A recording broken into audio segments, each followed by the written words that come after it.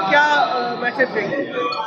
वाल्मीकि रामायण भवन के इस प्रांगण में जो है श्री राम जन्मभूमि तीर्थ क्षेत्र के अध्यक्ष पूज्य नृत्य गोपाल दास जी महाराज, जो हमारे गो सेवी, संत सेवी, समाज सेवी संत हैं, उनके मार्गदर्शन में ये कार्यक्रम चल रहा है और ये प्रत्येक वर्ष आयोजित होता है। गीता भगवान श्री कृष्ण के मुख से निकली हुई वह वाणी है जो समाज को कर्म करने की शिक्षा देती है, यानी कर्मध्येवाधिकारस्ते महाफले सिद्धार्थ।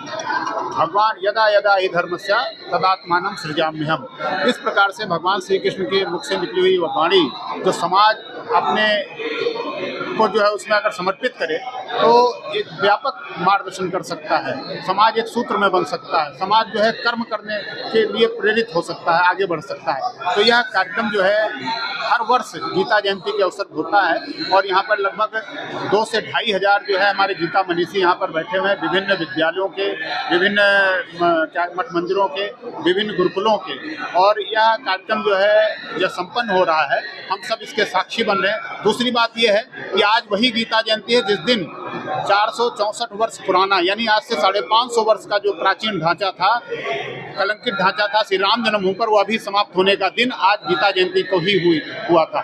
यानी गीता जयंती के दिन वह ढांचा समाप्त हुआ और आज के दिन जो है भगवान श्री कृष्ण ने अर्जुन को भी जो है कर्म की शिक्षा दी थी महाभारत काल में।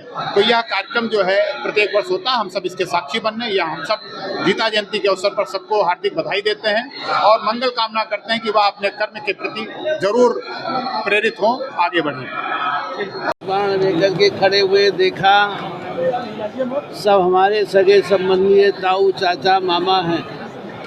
व्यामोह हो गया, विसिद्ध सकरम चापम, धनुष बाण को फेंक दिया। जिनको मार करके मैं जीना भी नहीं चाहता, ये तो हमारे सगे संबंधी हैं। मैं युद्ध करके क्या करूँगा? युद्ध से विरत हो गए।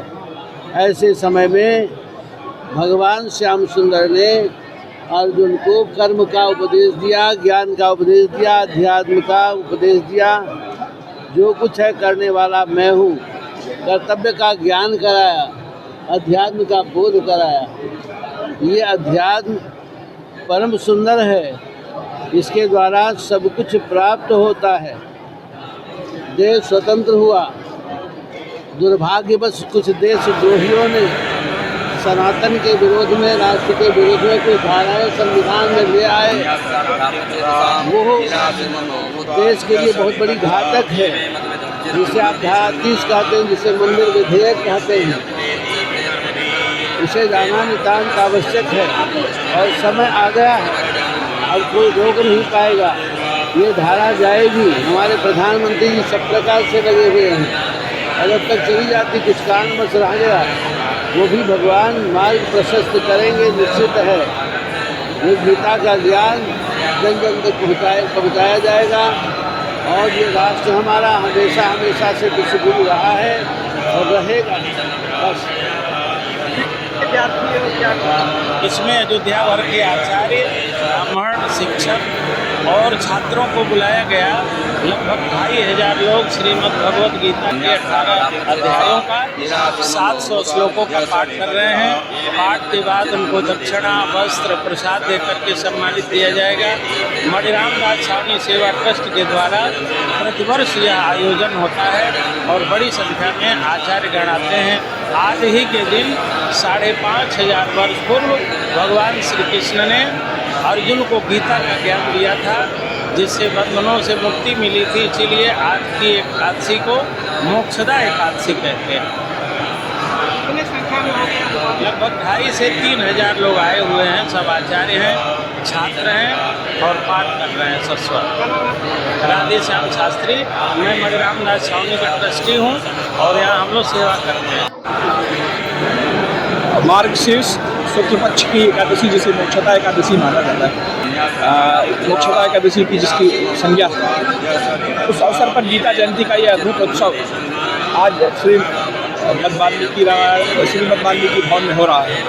हमारे पूज्य गुरुदेव प्रातः स्मरणीय वैष्णव कुलभूषण आचार्य श्री महंत नृत्य गोपाल दास जी महाराज की यह अद्भुत और अनुपम सोच और उनकी अनुपम देन है और उसका परिणाम आप देख रहे हैं कि हमारे पूरी अयोध्या के समस्त वैदिक, समस्त आचार्य, समस्त पंडितगण, सभी श्रेष्ठ ब्राह्मण जन आकर यहाँ पर गीता का पारायण कर रहे हैं। गीता वह दर्शन है, वह ज्ञान जो स्वयं परमेश्वर परमात्मा के मुख से निःसृत है, और इसने सदियों से भारत की संस्कृति को संस्कारित करने का काम और भारत की संस्कृति को एक ऊंचाई देने का काम किया। युक्त आहार विहार से युक्त चेष्टा से कर्म से युक्त स्वप्नाओ बोधस्य योगो भवति दुःखः। ये गीता के छठे अध्याय का यह श्लोक है, जो हमें एक संतुलित जीवन के प्रति, संतुलित जीवन के लक्ष्यों के प्रति, संतुलित जीवन के संघर्षों के प्रति और एक जीवन को संतुलन के साथ इसकी परम गति को ले जाने की ओर संकेत देने वाला यह श्लोक है। और यह ऐसा अद्भुत ग्रंथ है जिसकी महानता का वर्णन सिर्फ भारत में नहीं, पूरी दुनिया इस ग्रंथ का लोहा मानती है। मैक्स मूलर जैसे जर्मन विद्वान ने इसे पूरी इसके माध्यम से इसको पूरे दुनिया से परिचित कराया। और आज मैं फिर ये कहता हूँ कि भारतीय दर्शन जिस ऊंचाई पर है, अन्य पश्चिमी दर्शन उसके प्रसंगा मात्र है, और गीता उसका प्रतिनिधि ग्रंथ है। और उस प्रतिनिधि ग्रंथ की आज यहाँ पर जयंती मनाई जा रही है हमारे पूज्य महाराज जी के नेतृत्व में, पूज्य महंत कमल नंद दास जी के नेतृत्व में, हमारे आचार्य राधे श्याम शास्त्री जी के नेतृत्व में। और यह हमारे अयोध्या की एक बहुत अद्भुत परंपरा है, जिसमें समस्त वैदिक आचार्य मिलकर गीता का पारायण करते हैं और समाज के कल्याण और देश के कल्याण की कामना करते हैं।